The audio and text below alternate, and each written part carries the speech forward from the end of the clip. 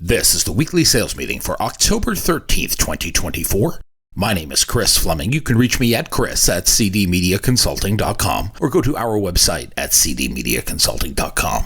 Today's topic, let go of the GNPWs. My friend Tony and I have an age-old discussion about a certain type of potential customer.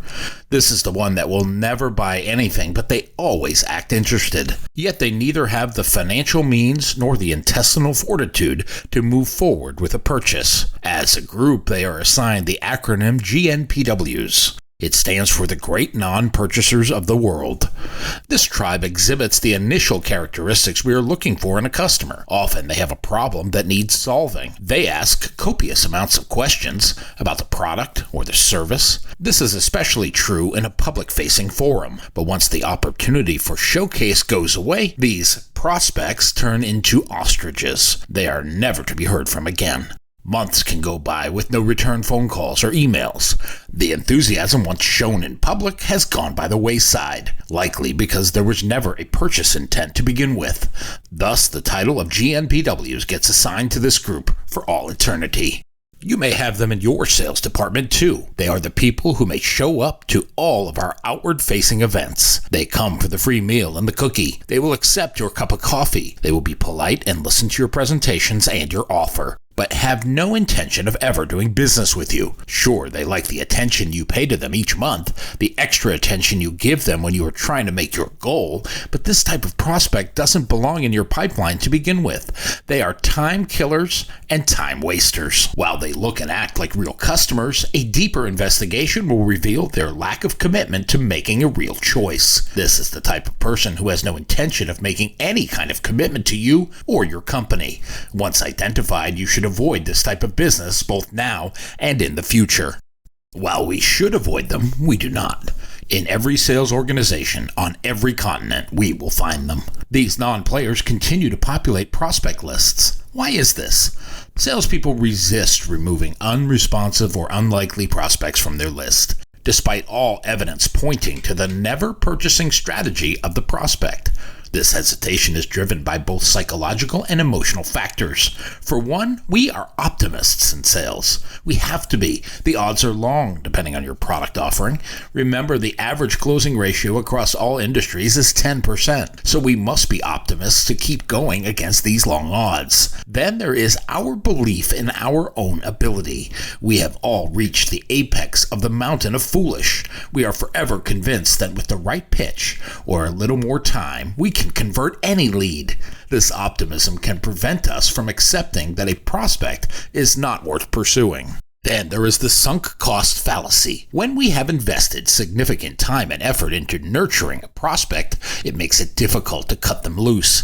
It is downright impossible. Letting go feels like admitting the time and resources spent are a waste. This would make us uncomfortable, and we never want to feel uncomfortable. In a related act of foolishness, we cling to the fallacy of FOMO, or the fear of missing out. It is our belief that the karma gods will strike us down when we abandon the non-prospect. As soon as we remove a prospect from our list, they will have a sudden and abrupt change of heart. They will change affiliations from the GNPWs to actual purchasers. We will miss out on all the time and energy we put into this person. But in the history of ever, this has happened once. The fear is unfounded, yet the time wasted on this person is real. The time cost is real. Sellers are under pressure to maintain a robust pipeline. A longer prospect list gives the appearance of more opportunities. It is delusion at its finest. This long list is reassuring to the salesperson. We look productive on paper. And forget about the managers. Most don't know how to ask the right questions to determine prospect viability. This group is easily fooled by the length and breadth of the potential assembled on a list. They will fall for this illusion and rubber stamp this list of false hope. Meanwhile, months may pass without productive activity from one or more of their sellers. By the time this canard reveals itself, it is too late. Both the seller and the manager have moved to another company to repeat the same mistakes. The great non-purchasers of the world bear some responsibility, but it is not their problem. Some of this is driven by general human behavior, some by social dynamics, and others by an odd strategic motivation. Some prospects may engage with salespeople out of curiosity.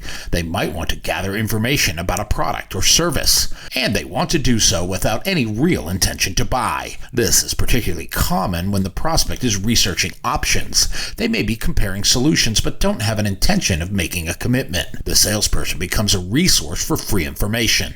It allows a prospect to educate themselves without any obligation to move forward. This is one of the reasons 50% of all sales calls end in no action at all. Some prospects feel a social obligation to engage with salespeople. That is even if they have no buying intent. Some of it is politeness. Most people are raised to be polite, and some of that is obligation, especially if the salesperson has been persistent. And that goes times 2 if there is a personal relationship involved. Others lack the guts to say no. They might find it difficult to say no outright. What happens next is more prolonged conversations. Sellers will schedule more meetings that lead to the land of nowhere. Think about the power dynamic. Some prospects enjoy the attention. They enjoy the attention and the sense of control they experience when a salesperson is pursuing them. By leading the salesperson on, they maintain a position of authority. This is gratifying to the psyche. Other prospects are leveraging the interaction to gain negotiating power with another supplier. They may engage with the salesperson to gather quotes. They gather offers to be used as bargaining chips in discussions with their preferred vendor. This tactic allows them to extract the best possible deal, and they can do it without any genuine intention to switch providers. You become the stalking horse in a negotiation you are not privy to. Some prospects don't focus on the decision-making process. They express interest without urgency. This leads to an extended engagement. It almost never results in a sale. This can happen when there's no immediate need. It can happen when the decision-maker is distracted by other issues. This leaves the seller, you, in a perpetual waiting game. Your time and resources are consumed without any prospect of closing the deal. But most of this can be prevented. Learn to spot these types early in your conversations. Ask the right questions to determine need, fit, timing, urgency, and execution. To determine whether a prospect has a genuine interest in making a purchase or is wasting time, you can ask a series of strategic questions. These questions are designed to reveal a prospect's true intentions and reveal their level of commitment. Aside from your normal qualifying questions to determine need and fit, these are the other questions you can ask.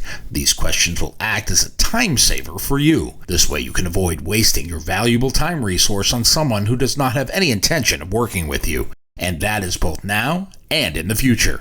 Once you uncover the opportunity, begin to probe for more information. Ask about specifics. The more specific you are, the more it will reveal. Ask when we come with a solution to solve X problem, what specifically will that do for your business? This question allows the prospect to articulate their plans. A genuine prospect will be able to identify their needs. They can talk about what success means to them and how it could impact their business both now and in the future. It allows them to project success and talk about the impact of implementation. If the prospect struggles to answer, they might not have a pressing need.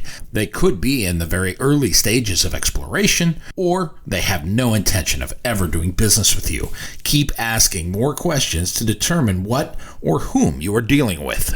I like to ask the timeline question. Someone who is serious about solving a problem will have at least thought about the why and the when, even if they don't know the how. Ask, what is your timeline for making a decision? Understanding the prospect's timeline is a critical first step. A serious buyer will have a sense of urgency, or at least a general time frame for making a decision. If the prospect provides vague answers like sometime in the future, or we're just looking around, it could indicate they are not ready to buy. They are gathering information, or they have no intention of doing business with you. To ensure you are dealing with the right people to collaborate with on problem solving, ask a process question. What is the process you will go through in making this decision? It will help determine whether the person you are speaking with has the authority to make a decision, or should we be having this conversation with some other person or persons? A serious prospect will know who the key stakeholders are. Someone who is serious will bring them into the conversation. A prospect who is unsure or evasive might not be far along in their decision-making process, or they could be the wrong person without authority. They have no intention of doing business with you. At some point, the financial consideration needs to make it on the table, but be careful of how you ask it. Most were taught to ask the budget question. What's your budget to solve this problem? Might be one way to ask, but this answer is not enough. The question assumes the other person is an expert in your business. Instead, you should know what it takes to solve this problem and recommend a financial commitment level based on some actual evidence. You could say, our customers who have had similar problems committed XXX dollars to solving it. Is your company prepared to do this at the minimum or more to make that happen?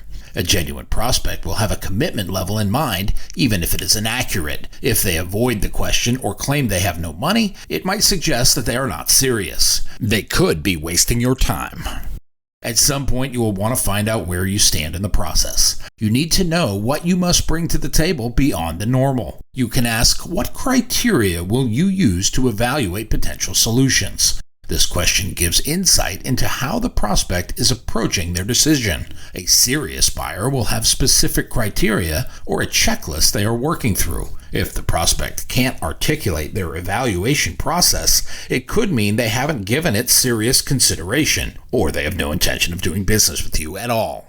The great non-purchasers of the world have eaten up much time and effort from sellers over the years, but part of this is our fault. We let them hang around our prospect lists much longer than we should, if only to make ourselves feel better. It gives us a sense of accomplishment to go see these people. It feels productive to talk to these type of people, if only for the hour of veiled interest. We act like Sally Field at the Oscars, telling ourselves they like me, they really, really like me. The reality is this group has no intention of purchasing from us.